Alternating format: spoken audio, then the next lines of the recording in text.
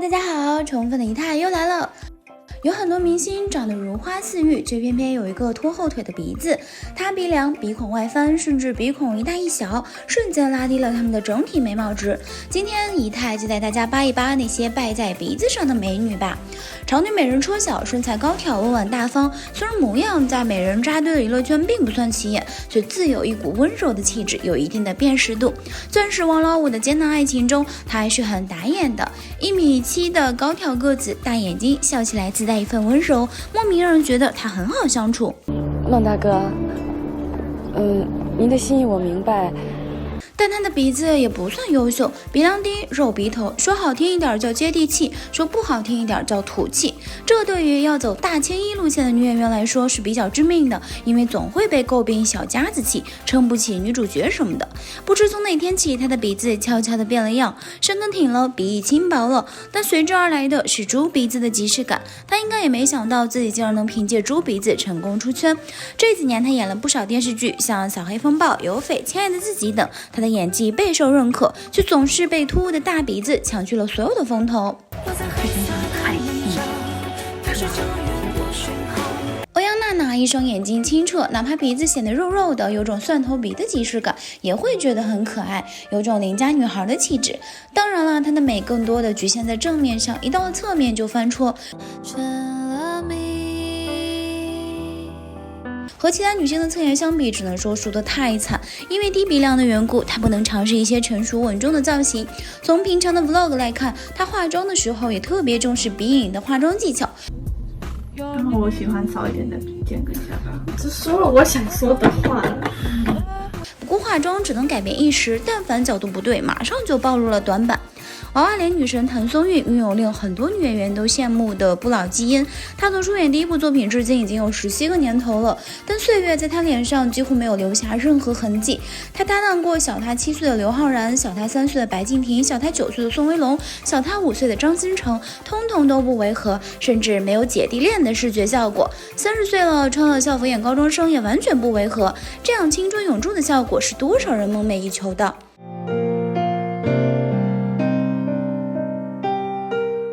但她的美貌也是被鼻子拖了后腿，她的鼻子山根不高，鼻头比较圆钝，鼻孔微微有些外露，加上下巴有些短小，整体看着有点朝天鼻的感觉。不过也正因为鼻子的钝感，让她多了几分娇憨和亲和力，配上饱满的脸部，笑起来明媚灿烂，就像邻家妹妹一般。即使称不上美若天仙，也是一个清新小美女。而且她有一个特别大的优点，就是接戏从来不接倾国倾城的人设，加上演技给力，很少有人抓住她的鼻子。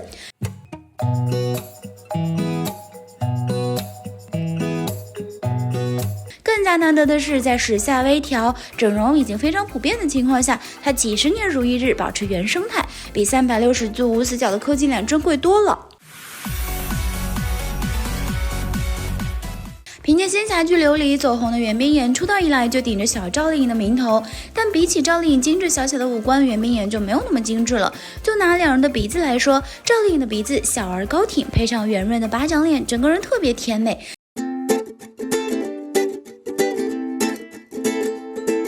而袁冰妍有一个大鼻子，加上面部清瘦，使得她看起来少女感没有那么强。如果说她的正面看起来是可玉可甜的长相，那么侧颜就比较灾难了，尤其是跟对手男演员同框时，鼻子大小不亚于男明星，但山根处又比较扁平，整个人就有些 man。之前有路透拍过她的侧颜，在打光不那么友善的情况下，注意力一下子被她的大鼻头给抢跑了。好在她的一双眼睛生的水灵，演技在同龄小花中也算比较出众，不演大美人之类的角色败坏口碑的话，也可以另辟蹊径，杀出一条清新小白花之路。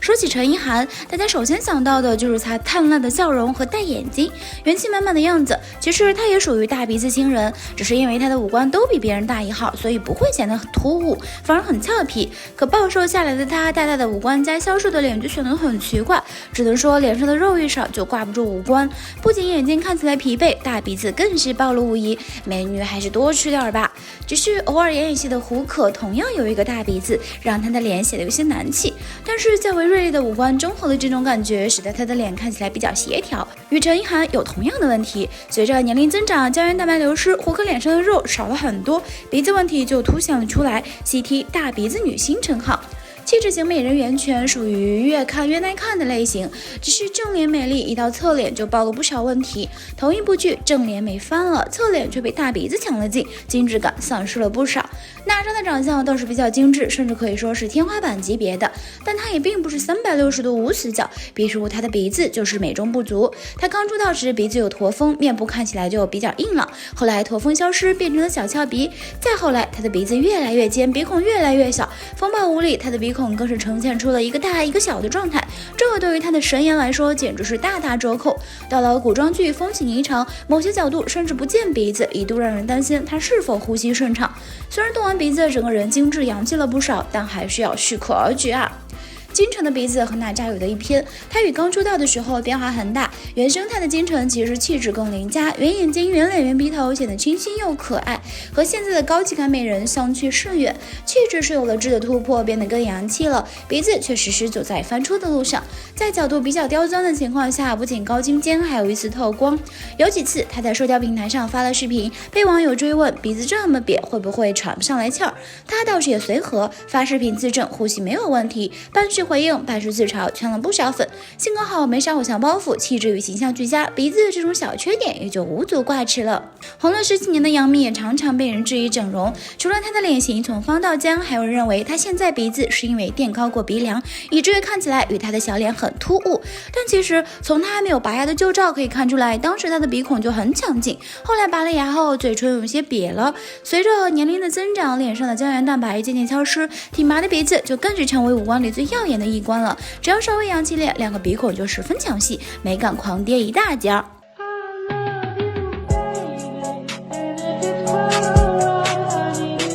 比正脸更夸张的是她的侧脸，鼻尖向上，鼻孔外翻很明显。对比以美鼻著称的董洁，侧脸几乎不会露出鼻孔，差距不要太大。大美人王祖贤年轻时也有轻微的鼻孔外露的问题，不过这点小瑕疵对她的颜值并没有多少影响，反而显得娇憨有辨识度。可是年纪一大，再加上胶原蛋白流失，鼻孔外翻的缺点就逐渐显露出来，甚至隐隐有朝着猪鼻子发展的倾向，更是被不少人吐槽颜值狂跌，判若两人。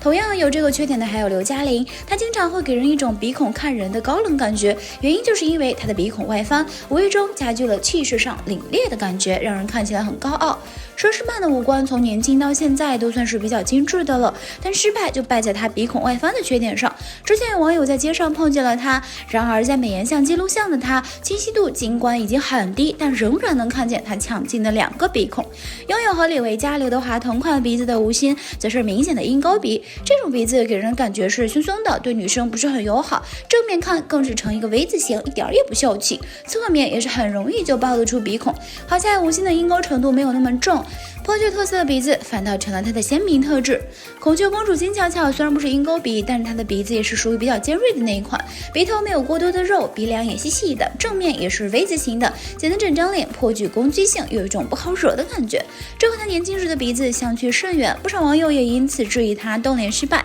不过她自己却坚决否认这一点，只能说金巧巧的花期太短了。